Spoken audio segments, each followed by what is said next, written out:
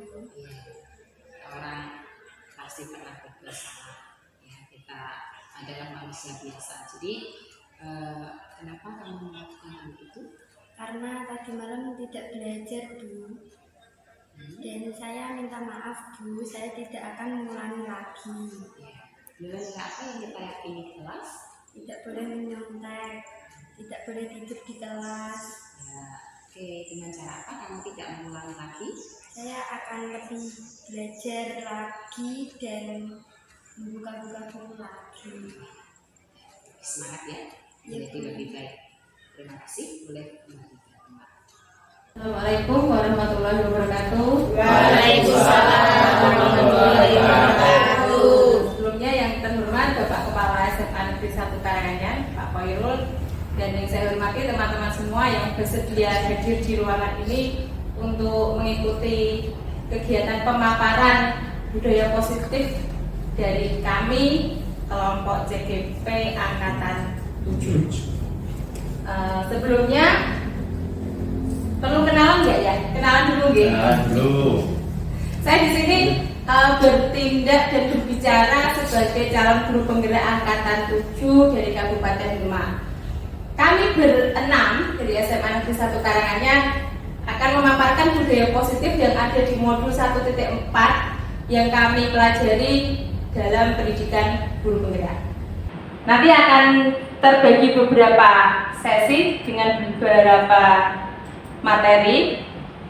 Yang pertama, saya di sini akan menyampaikan budaya positif serta penerapannya. Nah, kita bicara dulu perubahan paradigma belajar. Sekarang coba jenengan dengan teman sebelah yang satu, coba genggam tangan jenengan dan seolah-olah di dalamnya ada benda yang sangat berharga yang harus jenengan lindungi dengan pakai tangan. Coba dengan teman sebelah salah satu dulu yang menggenggam.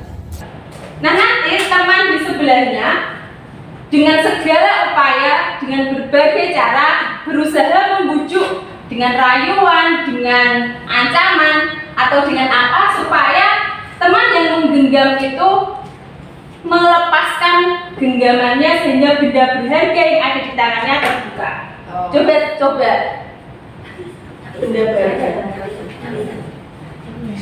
Yang satu merayu, membujuk, rahasia, memaki, silakan. Yang bisa. Buka ya. Ini sesuatu ya sangat berharga sekali. Buka ya. Boleh coba. Gak bisa. Oke. Apa yang terjadi? Apakah di antara Anda semua ada yang bersedia membuka tangannya? Tidak. Sekarang kalau dilakukan bergantian, yang tadi memegang merayu, sekarang ganti menggenggam benda berharga. Sama tidak? Kira-kira coba dilakukan 2 menit lah. Kebalikannya. Iya, yang tadi menggenggam sekarang yang merayu. Ayo. Ayo.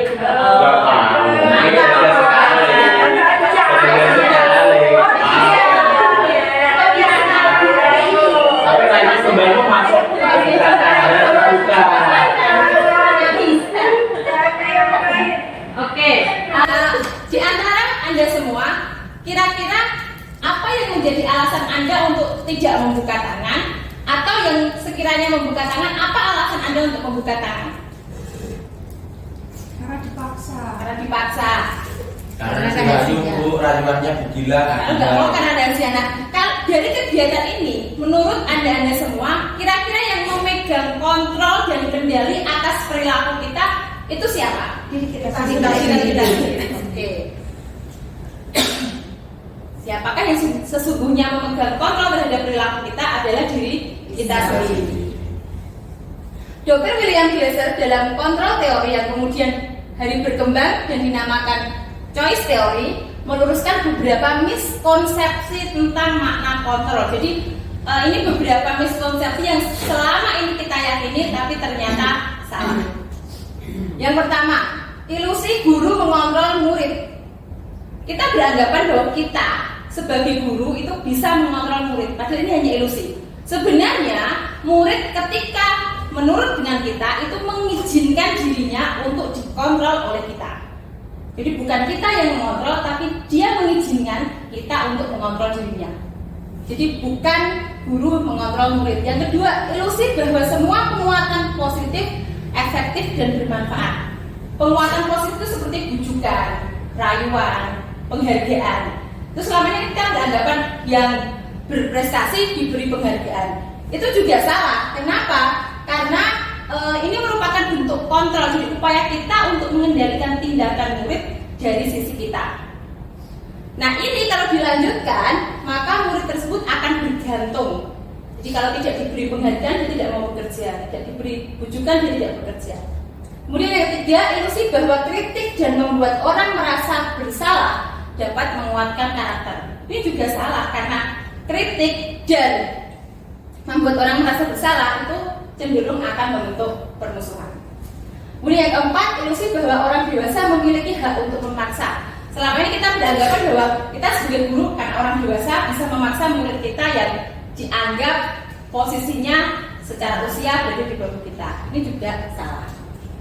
Nah, ini perubahan paradigma stimulus respon ke teori kontrol. Jadi kita harus merubah paradigma kita yang tadinya teori stimulus atau memberi stimulus menjadi teori kontrol atau teori pilihan. Yang tadinya kita mencoba mengubah orang agar berpandangan sama dengan kita, maka kita harus berusaha memahami pandangan orang lain tentang dunia. Jadi kita mencoba memahami keberadaan orang lain. Kemudian perilaku buruk dilihat sebagai suatu kesalahan. Ini kita beranggapan bahwa mereka berperilaku buruk pasti memiliki tujuan. Kemudian orang lain bisa mengontrol saya, hanya kita yang bisa mengendalikan diri kita. Kemudian saya bisa mengontrol orang lain. Di teori kontrol, Anda tidak bisa mengontrol orang lain.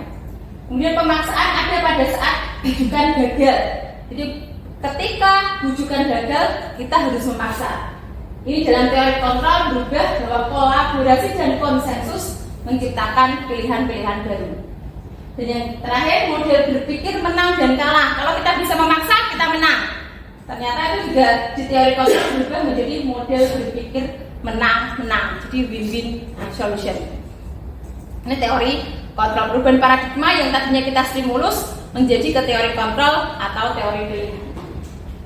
Lanjut, apa itu disiplin positif? Nah, coba tanyakan ke diri kita masing-masing, selama ini kita berperilaku, misalnya dalam lingkungan kerja kita, sebenarnya karena apa? Apakah yang pertama, kita menghindari rasa sakit atau ketidaknyamanan? Rasa sakit ini bisa berupa hukuman, bisa berupa ejekan, cacian atau celaan. Apakah berperilaku kita didasari itu, atau untuk mendapatkan apa yang kita mau, ataukah kita ingin mendapat pujian mungkin dari atasan, dari teman, biar mendapat pujian, atau kita mau berperilaku karena kita menghargai nilai-nilai yang kita yakini? Coba ditanyakan dalam hati kita, kira-kira apa yang membuat kita berperilaku selama ini? Nah, ketika kita mendengar kata disiplin, pola pikir kita selalu dikaitkan dengan peraturan. Iya apa tidak? Iya ya. Disiplin dikaitkan dengan peraturan, tata tertib, aturan.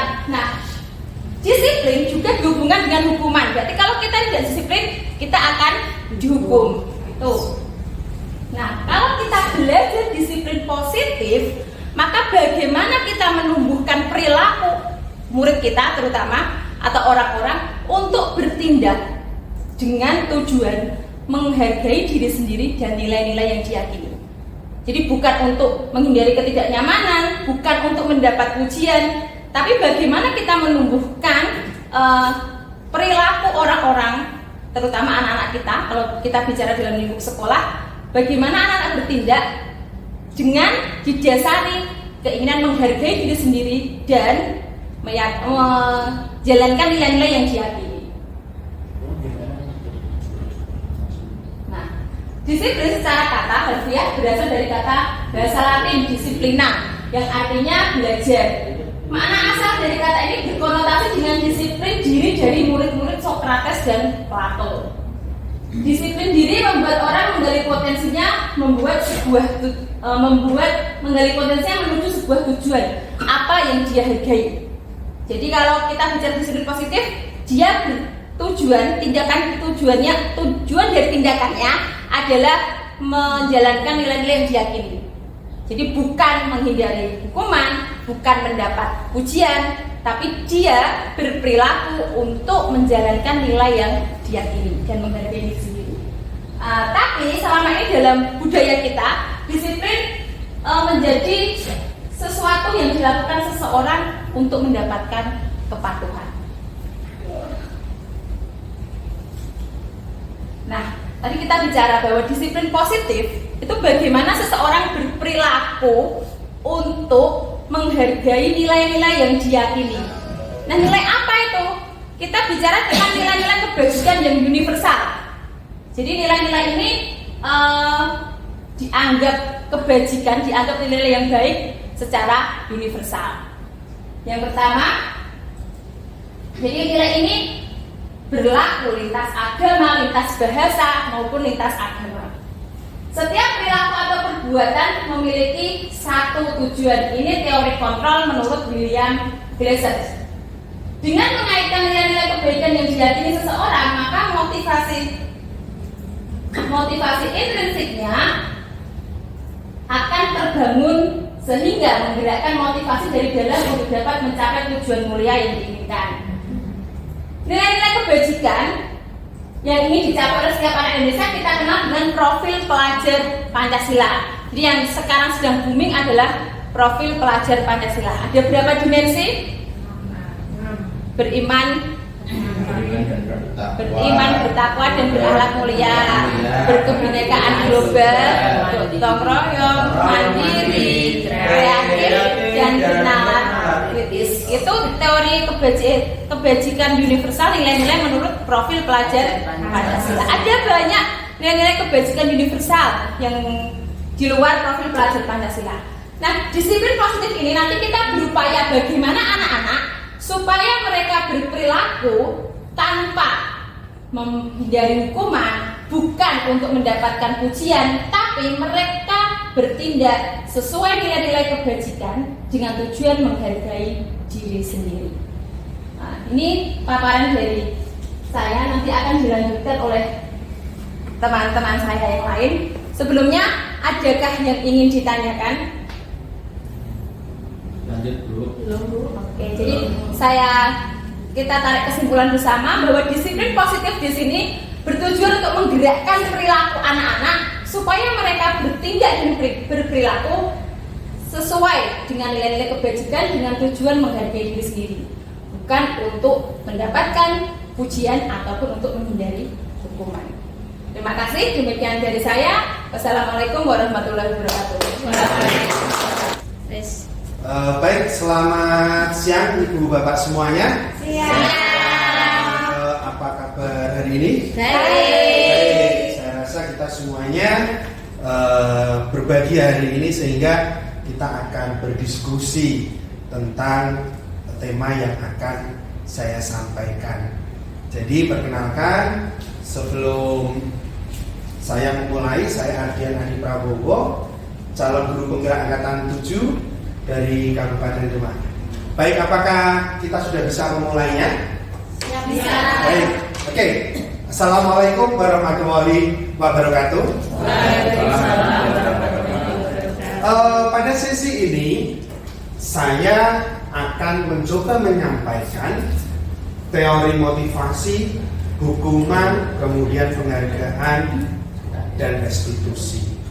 Sebelum kita lebih dalam mendiskusikan itu, kita akan melihat apa itu motivasi. Oke. Ibu Bapak coba sekarang, mohon maaf. Ibu Bapak sekarang coba perhatikan ketika kita bergaul di kehidupan sosial masyarakat kita, yang menjadi pembeda antara seseorang yang satu dengan yang lainnya itu apa? Yang menjadi pembeda, apakah secara fisik, apakah finansial, atau apakah secara kemampuan berkomunikasi? Kira-kira yang menjadi pembedanya itu di mana? Ada yang tahu? Perilaku. Yang lain? Finansial. Fisik. Oke. Ada yang lain? Sosial. Baik, itu semuanya tidak variabel utama yang menjadikan manusia itu menjadi pembeda. Pembeda manusia itu hanya ada satu, motivasi. Kita sangat paham sekali, dari ribuan orang di dunia ini hanya berapa persen yang jadi orang nomor satu kekayaannya di dunia. Dari ribuan miliaran, kita tahu Bill Gates. Bill Gates itu adalah sosok DO, drop out kuliah, kemudian dari keluarga yang menengah, tidak keluarga yang kaya, tetapi sekarang beberapa waktu yang lalu Bill Gates mampu menjadi orang terkaya di dunia.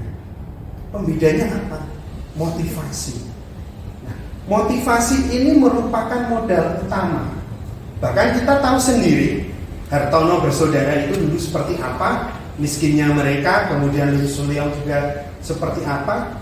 Karena mereka mempunyai motivasi yang kuat di dalam hidupnya, maka mereka dapat berubah menjadi seperti sekarang. Jadi poin utama orang hidup adalah motivasi.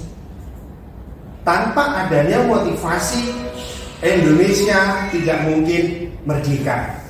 Tanpa adanya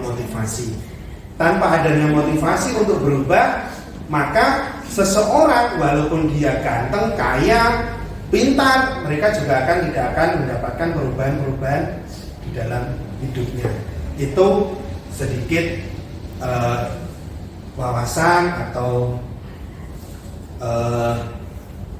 pemahaman tentang motivasi. Oke, Dian Gosser dalam bukunya Restoring School Discipline ada 3 motivasi perilaku yang ada di dalam manusia. Jadi dasar motivasi ini dikelompokkan menjadi 3 bagian. Yang pertama adalah untuk menghindari ketidaknyamanan atau hukuman. Kita semuanya seperti itu. Bahkan sampai dewasa, sampai tua pun kita selalu poin pertama untuk termotivasi dalam hidup adalah untuk menghindari ketidaknyamanan atau untuk menghindari hukuman. Contohnya pertanyaannya, kenapa kita naik sepeda motor pakai helm? Apakah dulu ketika kita pertama naik helm, kita dengan sadar bahwa helm itu akan melindungi kepala kita? Belum tentu. Pertama kali kita menggunakan helm, rata-rata orang di Indonesia pasti takut akan adanya polisi. Berarti menghindari adanya ketidaknyamanan ataupun hukuman. Silakan Pak. Oke, saya lanjutkan lagi. Anak datang ke sekolah atau mungkin bapak ibu guru. Bapak ibu guru mengajar. Ada yang termotivasi untuk menghindari ketidaknyamanan dalam bekerja, hukuman. Ketika terlambat, maka saya akan begini. Ketika misalkan absensinya terlalu jauh terlambatnya, maka akan contohnya tunjangannya tidak keluar. Nah, itu motivasi. Kemudian yang kedua, motivasi terbesar manusia di dalam hidup adalah reward, penghargaan. Kadang orang tergila-gila mencari itu. Jadi ada yang hidupnya dari bangun tidur nyawanya sampai on gitu. Mereka mindsetnya adalah mencari penghargaan. Itu juga ada. Jadi saya ketika misalkan melakukan sesuatu, maka saya akan mengharapkan 1 poin, 2 poin, 3 poin. Nah, itu merupakan motivasi kedua. Kemudian, kenapa penghargaan ini penting?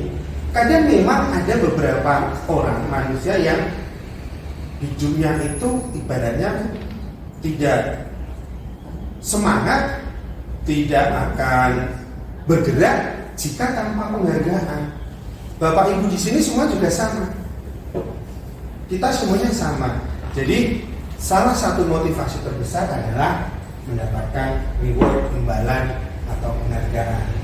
Kemudian yang ketiga adalah untuk menjadi orang yang mereka inginkan dan menghargai diri sendiri dengan nilai-nilai yang mereka percaya. Ini termasuk motivasi ketika orang itu bergabung dalam sebuah komunitas. Ketika kita bergabung dalam komunitas, pasti ada motivasi. Tidak mungkin kita hidup flat, bergabung, kemudian kita tidak mengharapkan sesuatu. Nah, ini merupakan 3 bentuk motivasi menurut Dian Gosen. Kira-kira dari ketiga motivasi ini, bagian mana yang sering Bapak Ibu lakukan? Kira-kira apakah ketiga bentuk motivasi ini baik? Atau mungkin ada yang berpandangan berbeda? Silahkan. Atau motivasi terbesar kita cuma cicilan, hutang? Atau motivasi terbesar kita dalam bekerja, dia kemudian mengajar anak itu karena honor, gaji dan tunjangan? Nah, itu kan juga termasuk bentuk-bentuk dari 3 pola motivasi yang ada di dalam manusia.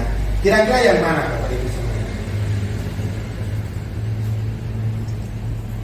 Nggak ada yang mau menjawab? Baik, santai mati. Oke. Nah, rahasia. Oke. Kita sekarang berbicara manusia secara global.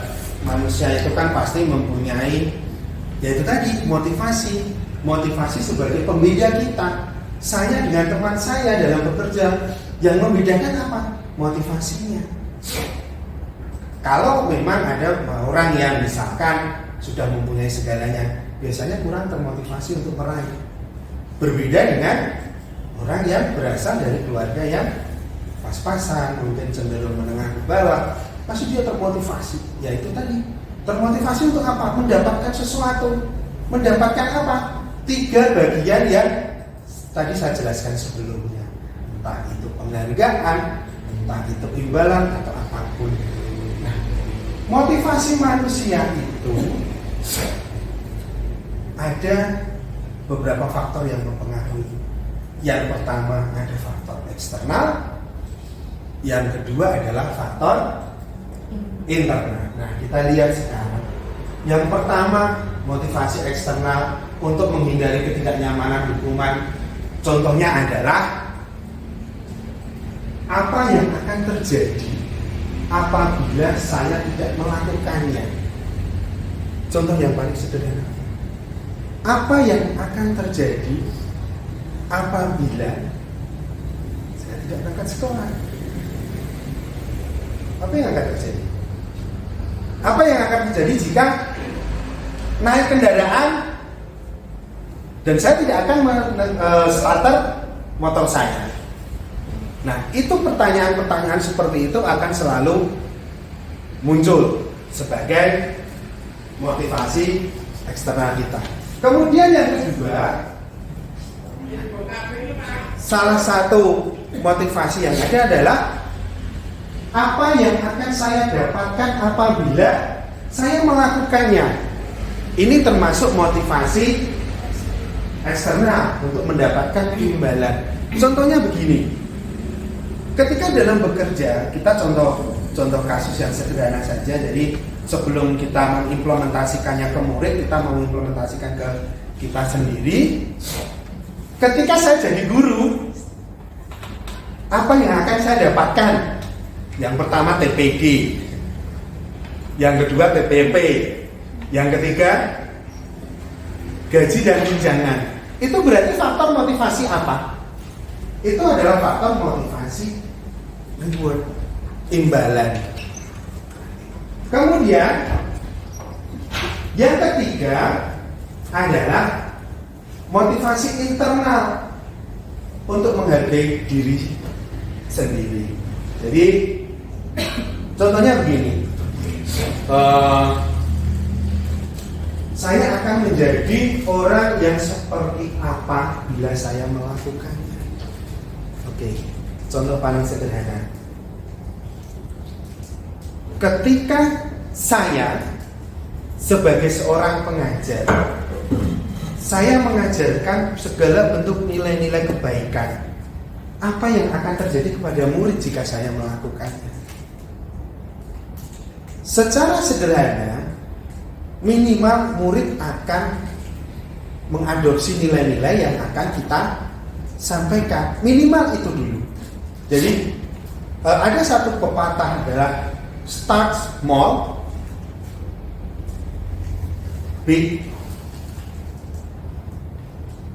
faith, atau mulailah dari hal yang kecil, kemudian berpikirlah ke dalam hal yang besar. Itu salah satu motivasi. Itu motivasi kita sebagai seorang guru. Oke.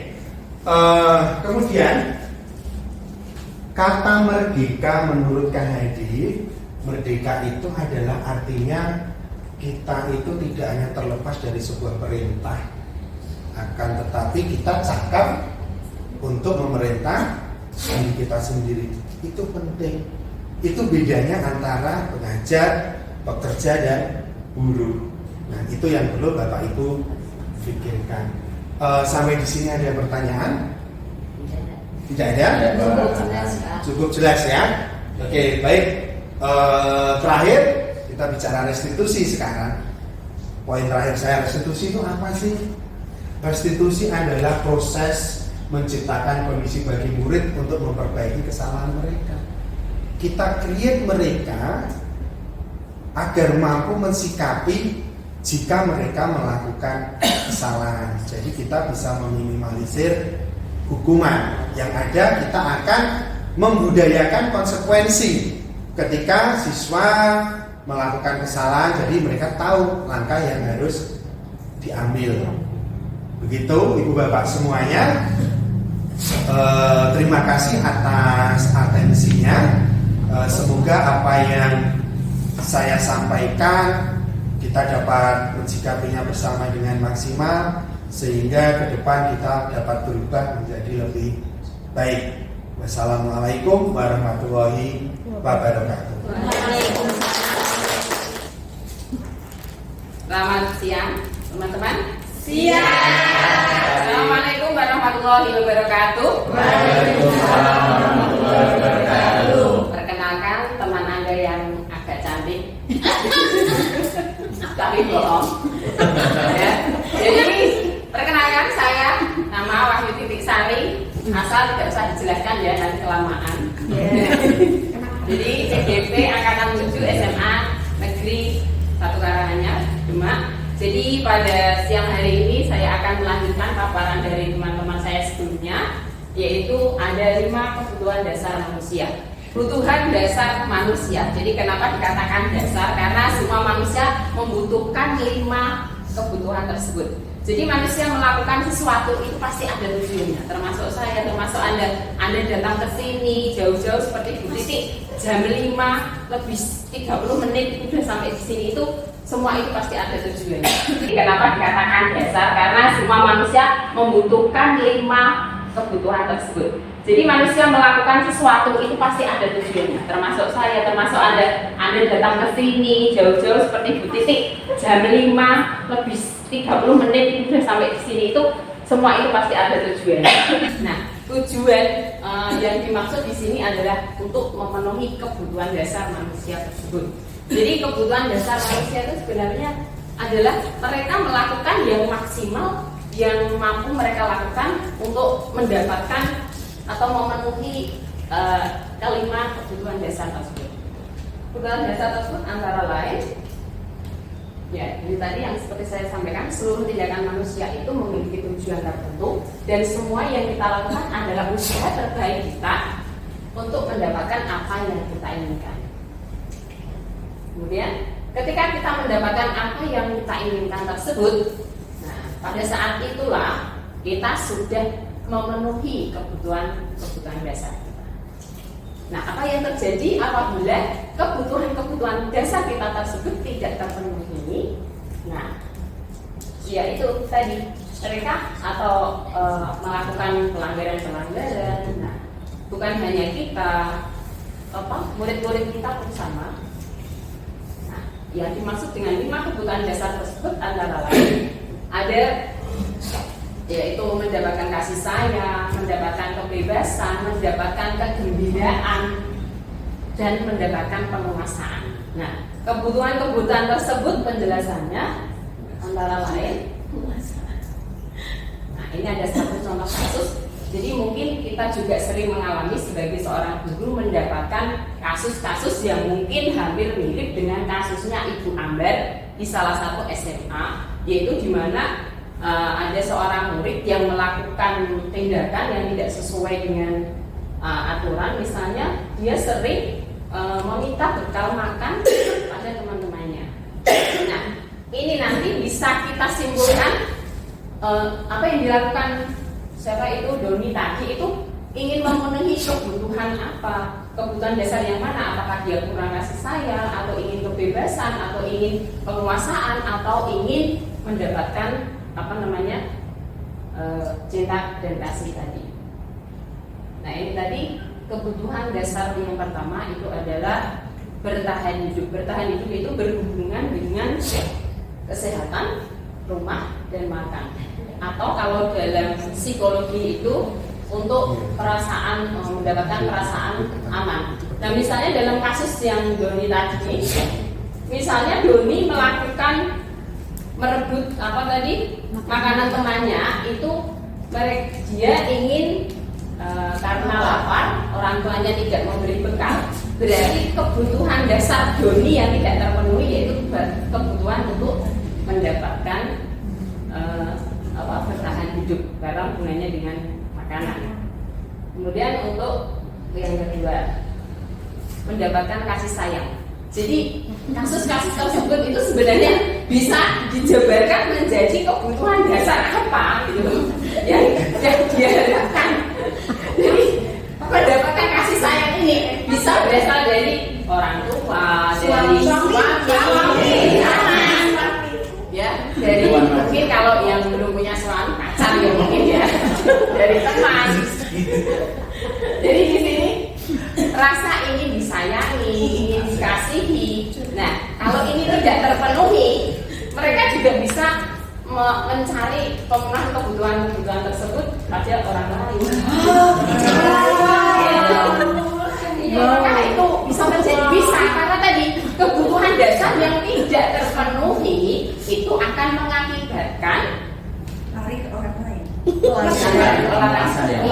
Iya, mengalihkan kepada misalnya kita tidak terpenuhi kebutuhan kasih sayang dari keluarga, dicari dari temannya,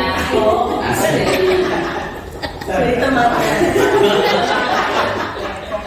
Ini loh maksudnya apa sih?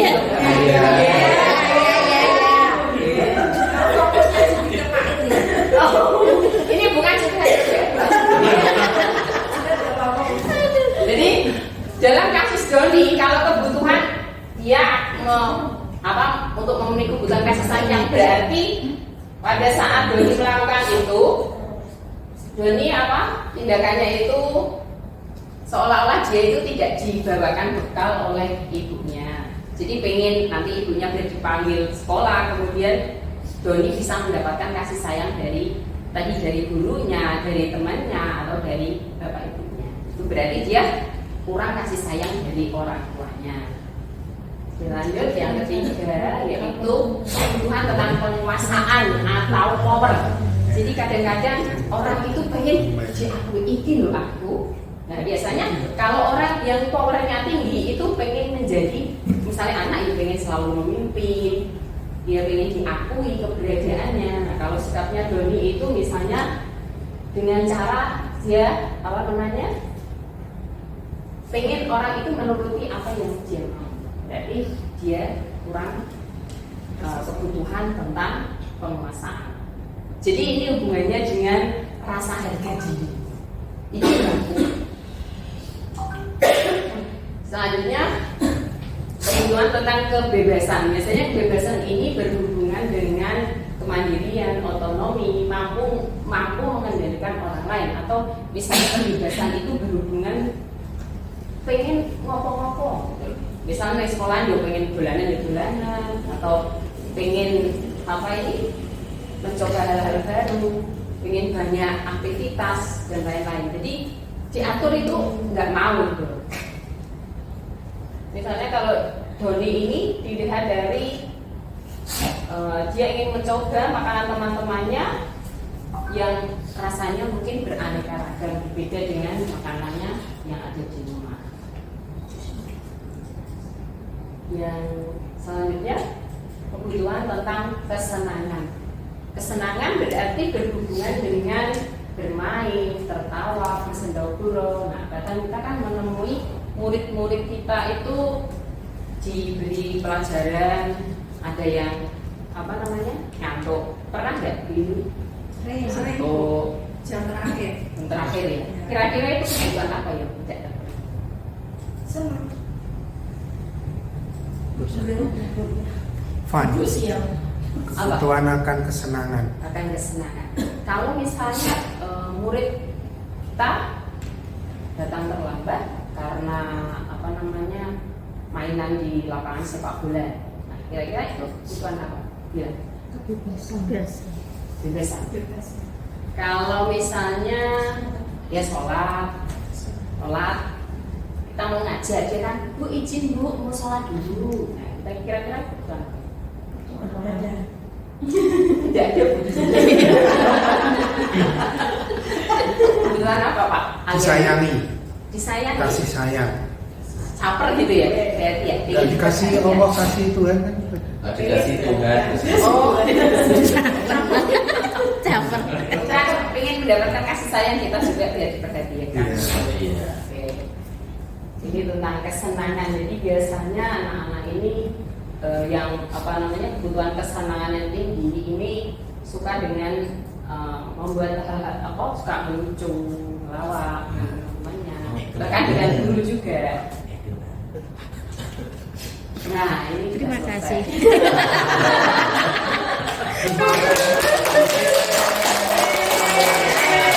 Mungkin saya bukan tidak bisa menyampaikan yang terbaik yang banyak, tapi itu tadi beberapa hal yang saya dapatkan dari JGP yang mungkin nanti kita bisa menerapkan pada kehidupan kita sehari-hari. Bahwa ada 5 kebutuhan dasar yang harus dipenuhi oleh manusia, dan apabila salah satunya tidak terpenuhi itu akan menjadikan masalah.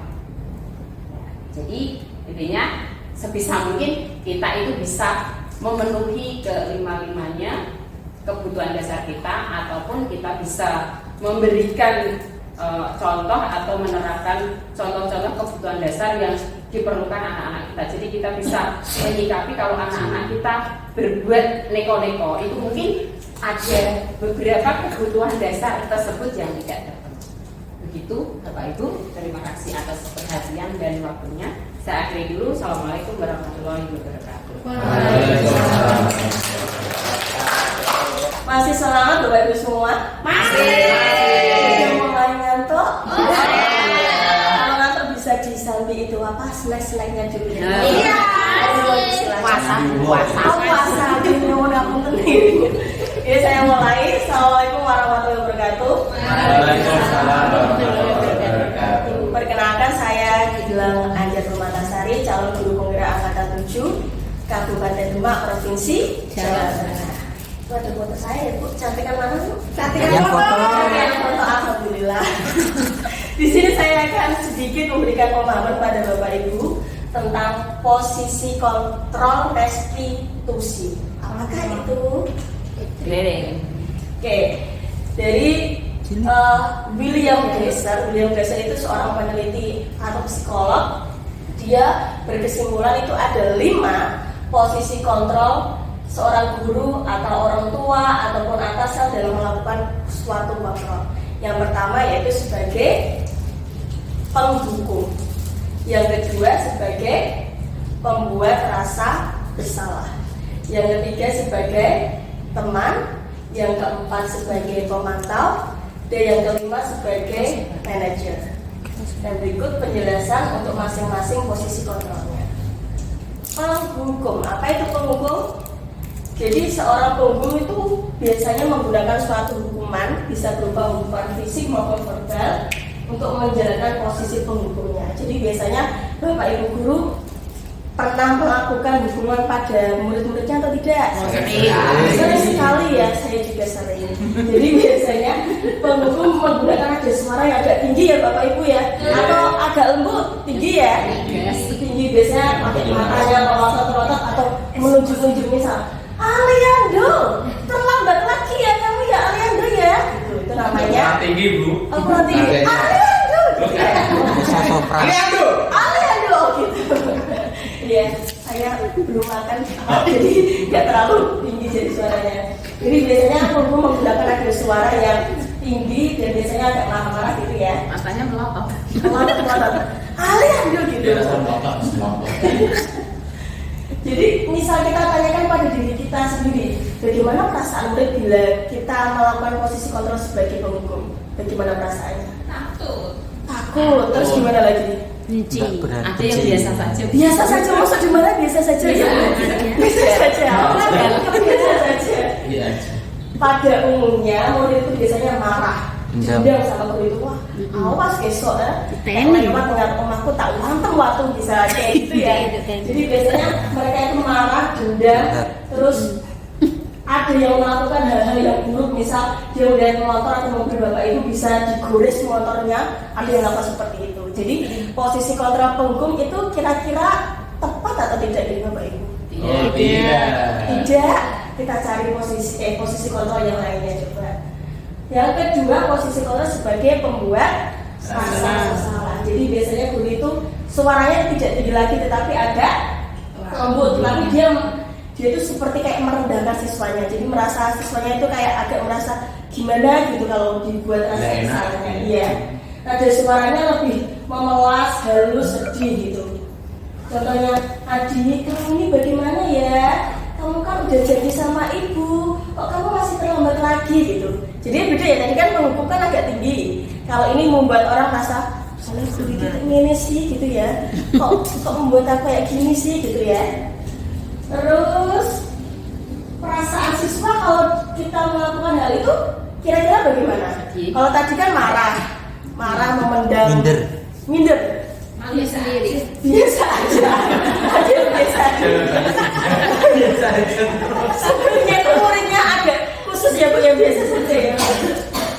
Jadi kalau yang merasa kita lakukan posisi kontrol merasa bersalah, muridnya biasanya merasa kecewa atau kayak memendam amarahnya. Kalau tadi kan kalau yang dapat hukuman kan kadang mereka mengeluarkan emosinya, tapi kalau pembuat rasa bersalah itu mereka malah biasanya menahan perasaannya. Oh, tinggal diterima saja apa yang diberikan sama gurunya tadi. Malah berbahaya lah kan dipendam dari perasaannya, segera direndahkan itu. Ini posisi kontrol yang kedua. Sekarang posisi kontrol yang ketiga sebagai teman. Kalau teman kira-kira agak bagus atau masih salah ya Bapak Ibu? Kira-kira? Oh, belum tahu ya. Di posisi teman, jadi itu posisi ini tidak akan menyakiti murid. Jadi murid kalau tadi kan agak tersakiti ya, yang dihukum merasa tersakiti, merasa bersalah juga merasa tersakiti. Kalau di teman ini, guru posisinya tidak menyakiti murid, akan tetapi berupaya mengontrol murid melalui persuasi. Nah, di posisi teman, guru itu bisa negatif, bisa juga positif. Kalau positif itu berarti hubungannya terjalin baik antara guru dan murid, tetapi negatifnya kadang menggunakan hubungan baik untuk mempengaruhi seseorang. Nada suaranya juga ramah. Kalau tadi yang penghukum kan nada suaranya tinggi, pembuat rasa bersalah nada suaranya lembut. Kalau ini ramah, biasanya ayolah Aliando, kok kamu gitu? jangan gitu lagi ya, gitu kan, kayak berasa guru sama murid itu berasa kayak seperti teman gitu ya. Tetapi itu juga belum sepenuhnya betul posisinya. Karena kenapa? Karena murid akan merasa senang dan akrab dengan guru, tetapi dampak negatifnya mereka kadang merasa dia hanya melakukan itu untuk guru tersebut. Jadi kan saya merasa teman misal sama Bu Meli ya, saya akrab sama Bu Meli menyuruh saya apapun saya mesti melakukan karena saya merasa seperti teman dengan Bu Meli. Tetapi jika Bu Naniwe menyuruh saya melakukan itu, saya tidak akan melakukannya. Itu salah satu dampak negatif dari posisi teman. Sekarang posisi yang ke berapa tadi ya Bapak Ibu? Pemantau. Kalau memantau berarti apa? Mengawasi. Jadi kita bertanggung jawab atas perilaku orang-orang yang kita awasi. Nah, bagaimana posisi kita sebagai seorang pemantau? Nada suaranya datar, bahasa tubuh yang formal. Bahasa tubuh yang formal itu bagaimana? Bahasa tubuh yang formal. Siap, tegap gitu ya. Biasanya gimana? Bos, mandor. Oh, kayak mandor. Misal di sini saya jadi guru, Pak Alendo jadi Adi ya. Kita peragakan apa itu dialognya. Adi, tahu kamu jam kok saya harus sekali ya? Jangan harus sekali ya. Kan datar ya. Adi, tahukah kamu jam berapa kita memulai? Tahu, Bu. Kamu terlambat 15 menit. Apakah kamu sudah mengerti konsekuensi yang harus dilakukan bila terlambat, Adi? Paham, Ibu. Saya harus tinggal kelas pada jam istirahat. Nanti mengerjakan tugas ketertinggalan saya. Oke, jadi nanti saat jam istirahat kamu harus tinggal di kelas untuk menyelesaikan tugas yang tertinggal tadi. Saya tunggu. Tuh, bilang ya. Jadi gimana? Kalau kita jadi pemantau, apa yang terjadi di sini? Apa perbedaan jadi pemantau dari teman tadi? Perbedaannya apa? Monoton. Ini itu ada kata ini konsekuensi. Jadi di pemantau itu kita mengingatkan siswa jika siswa itu melakukan suatu kesalahan akan konsekuensi yang telah dilakukan. Jadi untuk memantau kita sudah membuat suatu kesepakatan kelas, misal Adi tadi itu terlambat 15 menit, apa yang harus dia lakukan gitu. Jadi kalau di sini konsekuensinya dia harus tinggal kelas pada jam istirahat. Jadi kalau pemantau itu fungsi guru, posisi guru itu mengingatkan kembali pada muridnya atas konsekuensi atau kesepakatan kelas yang telah dibuat sebelumnya. Seperti itu ya. Kira-kira ini sudah benar atau belum posisi ini? Sepertinya belum, Bu. Sepertinya belum. Ada lebih benar lagi? Aja. Mosok, Pak? Baru pemantau ya. Biasanya yang terakhir. Ya, terakhir. Ya, apa ini? Oh, masih pemantau ini. Yang terakhir itu posisi apa? Posisi terakhir ini di mana posisi guru berbuat sesuatu bersama dengan murid, mempersilahkan murid mempertanggungjawabkan perilakunya, mendukung murid agar dapat menemukan solusi atas permasalahannya sendiri. Jadi perbedaannya tadi sama pemantau dikaitkan sama konsekuensi atau kesepakatan yang telah dibuat, tetapi di sini seorang guru mendukung murid untuk menemukan solusi atas permasalahannya sendiri. Jadi kira-kira ini posisi yang bagus atau tidak, Bu? Bagus. Kenapa kok bagus? Saya terakhir ya. Oh iya. Nah, seperti apa seorang manajer melakukan posisinya? Seperti ini. Pak Alendo mau bantu saya lagi? Mau, Bu, siap. Pak Alendo di sini jadi Adi ya, Pak? Jadi Adi. Jadi Adi. Biatamu. Jadi kalau tadi di pemantau nada suaranya datar ya, kalau di sini nada suaranya lebih halus, bahasa tubuhnya tidak kaku. Tadi kan mungkin kayak SMP 2K tadi pemantau ya. Oh gitu, langsung praktek aja ya. Baik. Adi, apakah kamu mengetahui jam berapa sekolah dimulai? Tahu, Ibu, jam 7.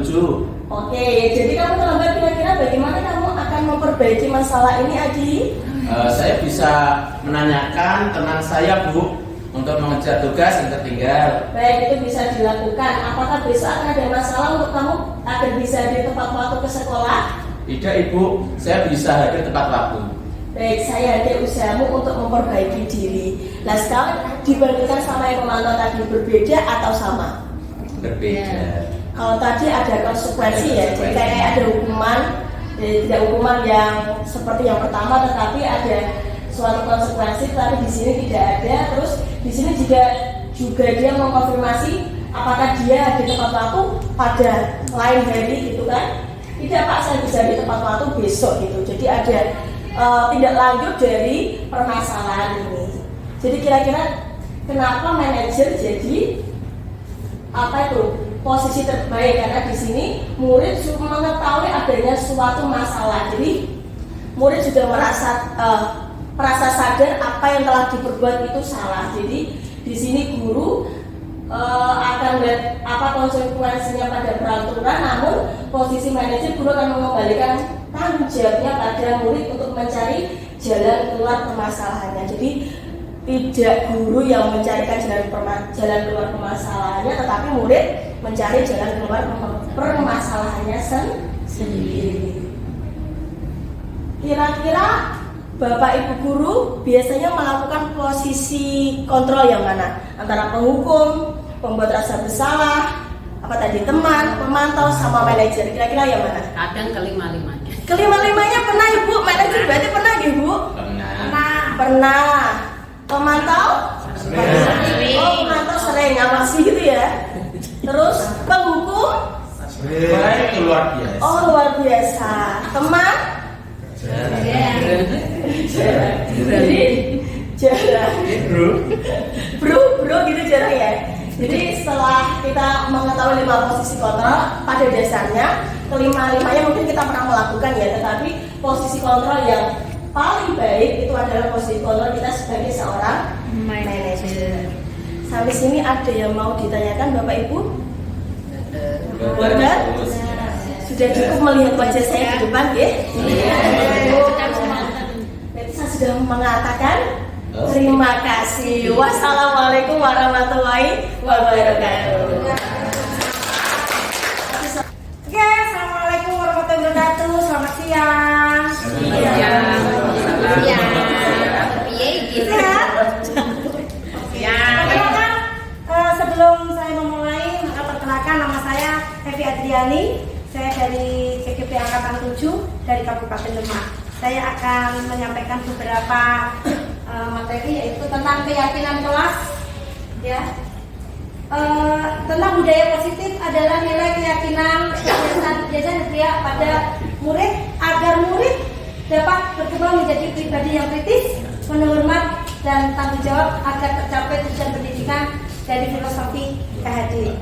Kemudian salah satu untuk menimbulkan kembali disiplin positif adalah dengan membuat keyakinan kelas. Nah, nanti kita akan membahas tentang bagaimana cara kita membuat keyakinan kelas agar untuk meningkatkan anak-anak supaya punya kepercayaan diri dan tanggung jawab agar disiplin. Keyakinan kelas dipilih karena setiap tindakan perilaku kita di dalam kelas dapat menentukan terciptanya sebuah lingkungan yang positif.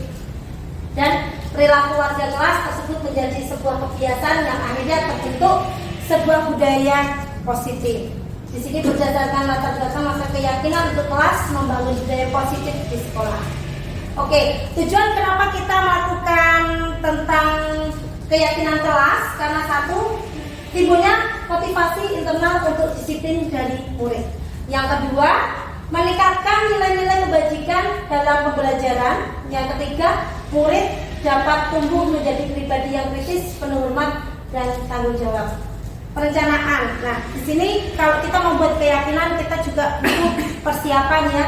Perencanaannya yaitu membuat rancangan tindakan kegiatan aksi nyata. Nanti kita akan membuat sebuah keyakinan di kelas.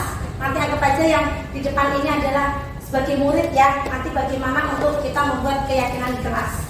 Yang kedua, mempersiapkan segala sesuatu sarana dan prasarana yang berhubung dengan aksi nyata untuk proses keyakinan kelas. Biasanya kita hanya membutuhkan seperti kertas post-it. Nanti kita nulis-nulis di sini, kita tempelkan bersama-sama.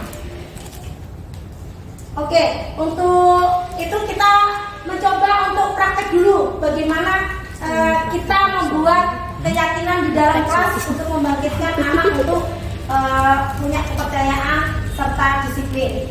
Ini bisa saya bagikan, nanti kita akan praktekkan. Setelah ini saya bagikan ke Bapak Ibu, anggap aja sebagai berperan nanti sebagai murid, kemudian ditulis, kita tempelkan di papan yang ada di depan. Bisa dimulai ya Bu ya?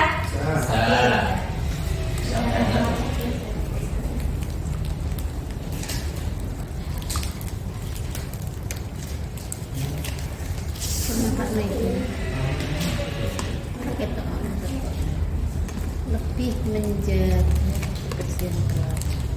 Satu kalimat ya, Bu.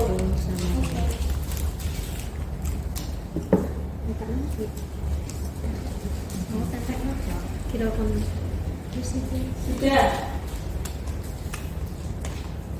Kita yang murid-murid. maju. Kita yang murid-murid. Oke, terima kasih. Silakan sudah ditulis, sudah selesai semua ya? Sudah. Oke, silakan beberapa Bapak Ibu guru kita tempelkan di depan. Ini nanti membuat keyakinan prakteknya akan seperti ini. Oke. Enggak untuk ditempelkan di whiteboard di depan. Nenek kira apa tangan ini? Dan rumah tau kira iso betul iso Itu jarak. di penjara.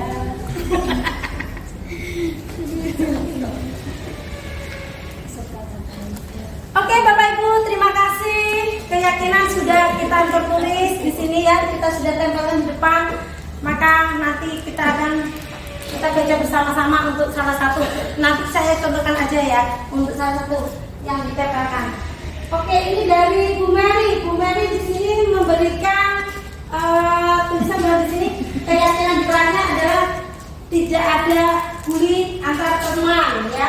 Kemudian di sini ada dari Bu Lestari, lebih menjaga kebersihan kelas, menghargai satu sama lainnya. Kemudian ada lagi Winner ya, Winner menuliskan adalah pembelajaran yang santai dan dapat mengalir materi. Dan yang lainnya kita baca nanti aja. Next. Jadi refleksi yang ada di sini yaitu pada tahap ini guru melakukan evaluasi terhadap aksi nyata yang telah dilaksanakan oleh murid ya. Kemudian apakah sudah berjalan dengan baik, masih harus disempurnakan dan sebagainya. Guru juga tidak lupa meminta umpan balik kepada murid terhadap pelaksanaan aksi nyata yang telah dilakukan. Maksudnya dari respon seperti itu nanti kita sebagai guru memberikan respon untuk anak-anaknya, membuat program perbaikan untuk kedepannya. Kemudian hasil setelah melakukan kegiatan seperti ini, hasil yang diinginkan atau yang tercapai di kelas yaitu murid mulai terlihat memahami keyakinan yang telah disepakati. Hal ini terlihat ketika salah satu murid melanggar keyakinan, maka murid yang lainnya bisa saling mengingatkan. Kemudian walaupun belum sepenuhnya murid memahami keyakinan kelas, paling tidak murid tidak keluar masuk kelas saat KBM. Mungkin dari Bapak Ibu guru pernah mengalami seperti itu ya, murid yang izin keluar masuk ya. Kemudian nanti setelah kita menerapkan keyakinan, kemungkinan kecil yang keluar masuk untuk saat KBM bisa diminimalis. Kemudian guru lebih mudah mengontrol murid karena setiap kegiatan yang mereka lakukan selalu dihubungkan dengan keyakinan kelas yang telah disepakati. Kemudian pembelajaran lebih menyenangkan dan menimbulkan aura yang positif. Ya, biasanya untuk keyakinan kelas bisa dilaksanakan saat awal ajaran baru atau awal saat masuk pertama kali di dalam kelas. Penutup. Keyakinan kelas adalah salah satu disiplin positif yang bisa kita terapkan dalam membangun budaya positif di sekolah. Dengan adanya keyakinan kelas di setiap kelas diharapkan dapat terwujudnya tujuan pendidikan yang berorientasi saat ini yaitu dengan profil pelajar Pancasila. Yang telah kalau UP5-nya sudah dijelaskan dengan Bapak Ibu yang sudah di awal-awal tadi. Kemudian berharap itu menjadi cikal bakal tumbuh lebih subur budaya positif di SMA Negeri 1 Karanganyar. Kemudian yang terakhir, Putri Titian serta Tati, cukup sekian dan terima kasih. Cukup sekian. Assalamualaikum warahmatullahi wabarakatuh. Pesan. Assalamualaikum warahmatullahi wabarakatuh. Waalaikumsalam warahmatullahi wabarakatuh. Selamat aja. Selamat siang ya Bapak Ibu guru hebat. Siap. Selamat siang. Siap. Kompak ya. Snacknya masih banyak kan? Oke, pada kesempatan kali ini saya akan melanjutkan paparan dari teman-teman calon guru penggerak yang angkatan 7 dari Kabupaten Demak dari SMA Negeri 1 Karanganyar. Nah, di sini saya pemaparan yang terakhir yaitu tentang segitiga restitusi. Segitiga restitusi. Nah, intinya apa? Di sini dari yang awal tadi kita sudah belajar tentang ada budaya positif, ada teori kontrol, ada restitusi dari Pak Ardian tadi, kemudian ada keyakinan kelas. Nah, sekarang saatnya kita membahas tentang segitiga restitusi. Nah, tentu kita harus tahu dulu restitusi itu apa, kan ngerti nggih? Restitusi itu apa? Oke, saya akan mengajak teman saya agar bisa satu frame di dalam kamera HP. Nah, Bu Meli silakan maju ke depan. Silakan Bu Meli maju ke depan. Kasih aplaus buat Bu Meli. Oke, saya mau wawancara dulu. Saya mau wawancara dulu dengan Ibu Meli. Ibu Meli mengajar mata pelajaran apa? Bahasa Inggris. Melihat kemampuan bahasa Inggris anak-anak cicitnya Bu Meli bagaimana? Berat sekali. Berat sekali. Oke, kadang kalau anak sudah memiliki motivasi internal untuk belajar, itu ada yang tidur di kelas ya Bu ya. Pernah mendapati anak cicitnya tidur di kelas? Betul. Oh, oke. Langkah apa yang Ibu lakukan ketika melihat peserta didik tidur di kelas? Ikut tidur bareng. Ikut tidur bareng namanya. Apa Bu Meli? Pertama didekati. Ya. Kemudian dikitik-kitik. Dikitik-kitik coy. Masuk. Apa Bu Meli? Iya. Oh, memang seperti itu. Oh, oke. Bu Meli tidak marah. Pertama nggak marah. Kalau memang dia sudah terbangun, kemudian antusias lagi nggak marah. Tapi kalau diulangi, nah tidak itik-itik lagi, didekati, dicubit. Oh gitu. Oke, terima kasih sekali Bu Meli. Silakan duduk. Nah, jadi kasusnya Bu Meli kalau melihat peserta didik tidur di kelas itu dikitik-kitik dulu. Setelah dikitik-kitik tidak efektif, maka langsung dimarahi. Itu ya Bu, marah ya. Nah, sebagai seorang guru, sebagai pendidik, kita itu tidak boleh marah Bapak Ibu. Ya? Ngempet marah boleh, tetapi nggak boleh marah. Itu poinnya. Nah, sekarang kita akan belajar itu. Ya, guru tidak boleh marah.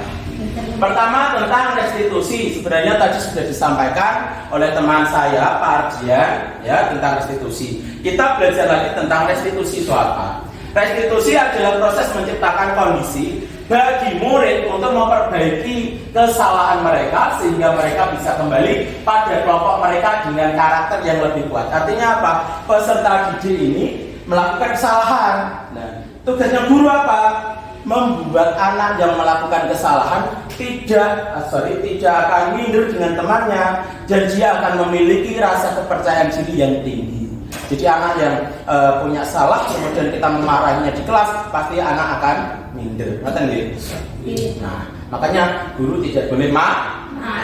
Nggak boleh marah-marah. Yang kedua, oleh salah seorang dosen juga menyatakan bahwa restitusi adalah proses kolaboratif yang mengajarkan murid untuk mencari solusi dari suatu masalah, ya, dan membantu murid berpikir tentang orang seperti apa yang mereka inginkan dan bagaimana mereka harus memperlakukan orang lain, ya. Jadi harus bisa memanusiakan manusia, ya.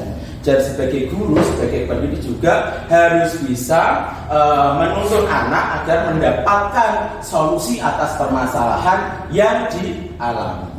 Kemudian restitusi itu tujuannya membantu murid menjadi lebih memiliki tujuan, disiplin positif, dan memulihkan dirinya setelah berbuat salah. Ya, penekanannya bukanlah pada bagaimana berperilaku untuk menyenangkan orang lain atau menghindari ketidaknyamanan, tetapi tujuannya adalah menjadi orang yang menghargai nilai-nilai kebajikan yang mereka percayai. Artinya apa? Dia seseorang anak yang melakukan kesalahan, dia harus bisa mencari solusinya berdasarkan apa? Motivasi internalnya dia sendiri. Sehingga nanti anak tersebut bisa menghargai nilai-nilai kebajikan yang dipercayai. Nah, kemudian ciri-cirinya restitusi. Oke, pasti restitusi itu punya ciri-ciri. Yang pertama, burung pemirsa. Restitusi itu bukan suatu menebus kesalahan, namun untuk belajar dari kesalahan. Bukan untuk menebus kesalahan, bukan. For example, contohnya Bu Siti Yatemi. Contoh nggih, Bu Siti Yatemi menendang bola tolak peluru. Nggih. Tendang, melempar bola kena kaca jendela pecah. Nah, seperti itu. Dia rada mulai. Nah, kan kacanya pecah. Lah, terus aja tuh gurunya di situ. Woi, marahin. Kamu kenapa bisa main seperti ini? Bagaimana ini nanti kalau kepala sekolahnya tahu bagaimana? Kamu harus mengganti semuanya ini dan sebagainya. Marah-marah. Pastinya kan Bu Siti Yatemi dilihat teman-temannya juga agak minder berikutnya. Langsung mengkeret terus. Saya harus kecil mengkeret hilang sudah. gitu. Oke. Ciri yang berikutnya, restitusi memperbaiki hubungan yang bagaimana? Hubungannya si pembuat kesalahan ini tadi dengan teman-temannya biar tetap akur, rukun, harmonis, baik, selaras. Nah, kemudian restitusi adalah tawaran bukan paksaan. Kadang guru memberikan solusi-solusi perbaikan atas permasalahannya, bukan memaksa. Kamu harus begini, besok kamu nggak boleh begini, kamu harus begini, nggak boleh. Nggak ada kata harus. Itu tawaran. Jadi anak kalau salah dikasih solusi, dia akan menyesuaikan dengan kebutuhannya itu sendiri.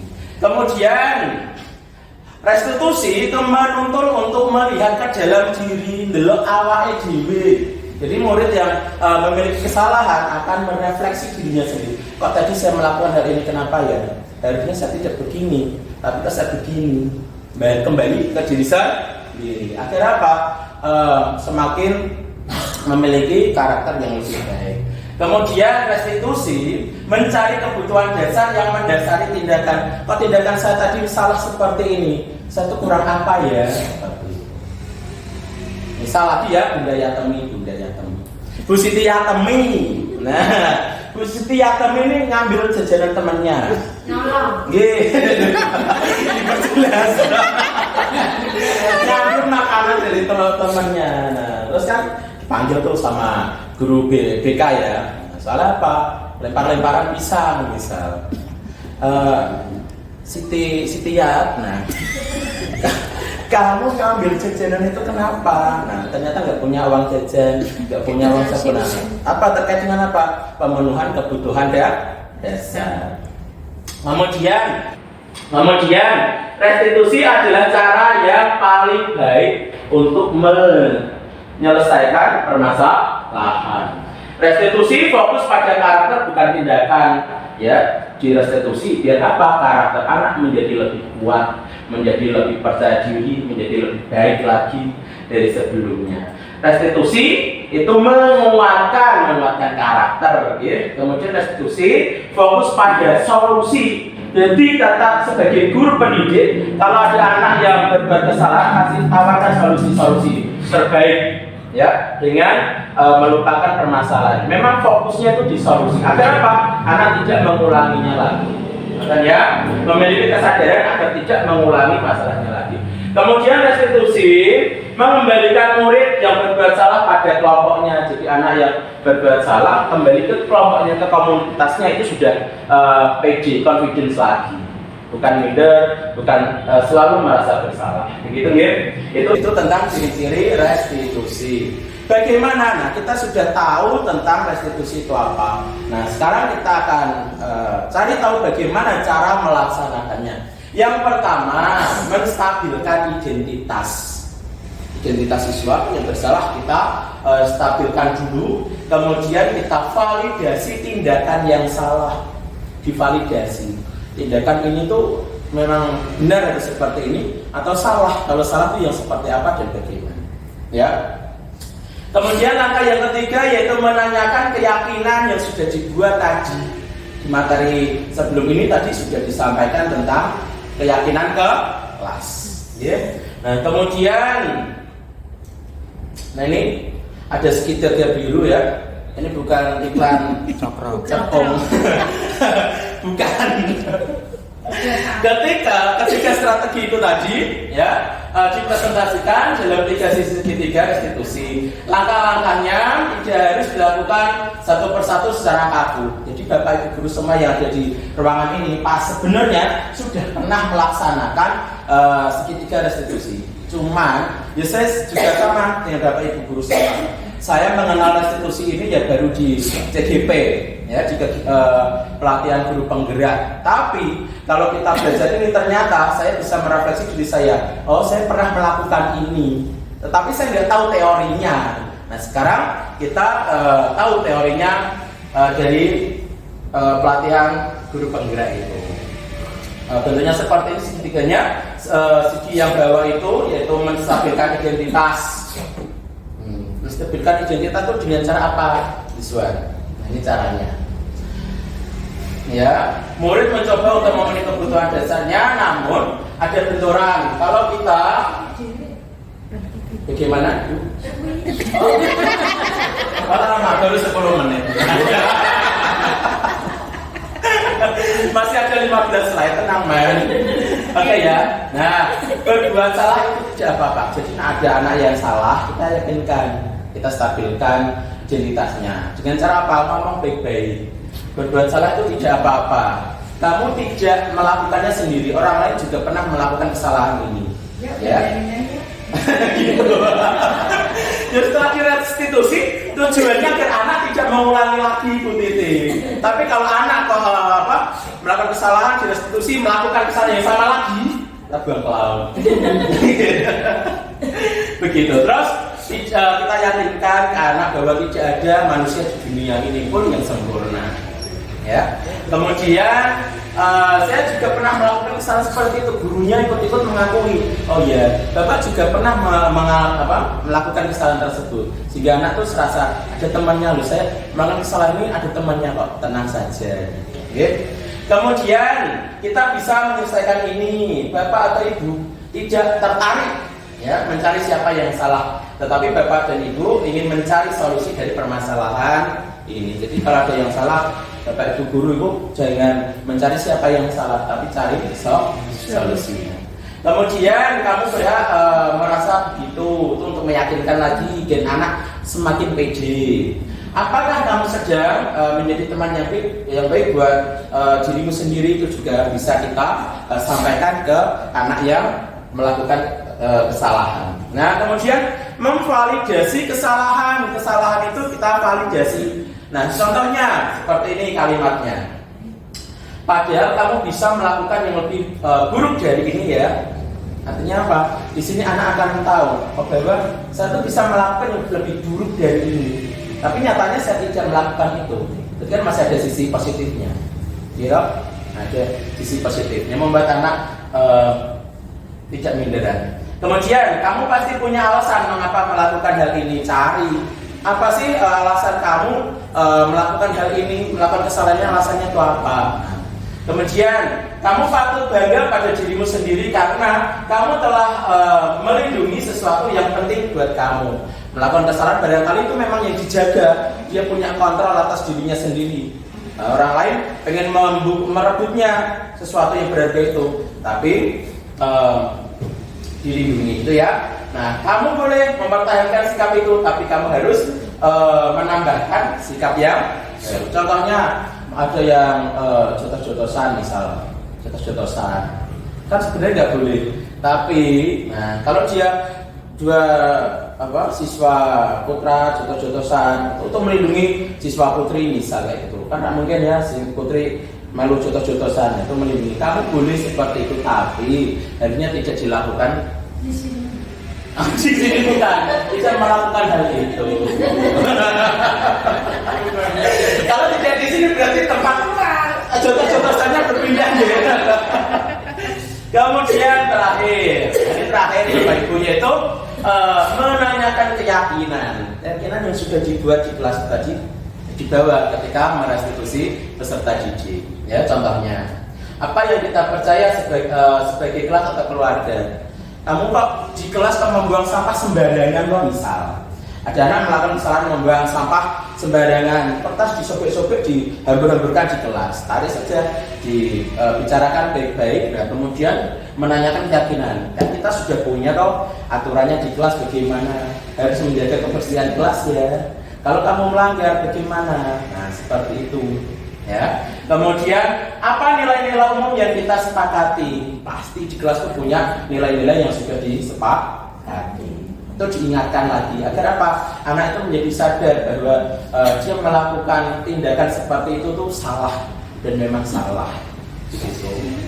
Kemudian apa bayangan kita tentang kelas yang ideal? Tanyakan, kira-kira kalau kamu melakukan hal ini kan salah, ya, untuk memperbaikinya gimana? Kamu punya tindakan apa dan sebagainya. Kamu mau jadi orang yang seperti apa itu juga sama. Kalau misalnya kita punya peserta didik hobi nih jotos-jotosan lagi ya, nah kita tanya, kamu mau jadi apa? Saya mau jadi polisi misalnya. Betul, kamu boleh jadi polisi. Polisi itu harus kuat, bisa jotosi maling. Jotosi maling. Ya boleh nggih? Oh boleh. Nah, ya boleh ya. Memang jadi polisi harus kuat. Enggak boleh polisi kok jotos wong malah tangannya dewi melempem, kan enggak boleh. Nah, harus seperti itu. Harus kuat. Tetapi dikasih motivasi lagi ya. Ya jangan diaplikasikan di kelas. Enggak boleh seperti itu, melukai orang lain, membuat sakit orang lain, itu juga tidak baik. Bagaimana nanti kalau orang tuanya misal tahu terus datang ke sekolah, bagaimana disebutkan gitu. Nah, jadi ketiga restitusi segitiga ini tadi ya sudah saya praktikkan ke dua anak ya, yang bulan kemarin lah saya mempraktikannya. Ternyata anak-anak itu lebih suka. Dia punya tanggapan begini. Oh ya, ternyata memang menyenangkan ya ketika kita punya salah, tetapi ibu bapak guru itu tidak nggak marah. Ternyata malah diberikan motivasi dan sebagainya seperti itu agar tidak melakukan kesalahan lagi. Apakah masih ada slide pemirsa? Tidak ada. Kita hitung 1, 2, 3 gitu. Terima kasih. 1, 2, 3. Tidak ada. Terima kasih. Terima kasihnya di mana? Di sini. Terima kasih Bapak Ibu semua. Terima kasih. Wassalamualaikum warahmatullahi wabarakatuh. Waalaikumsalam.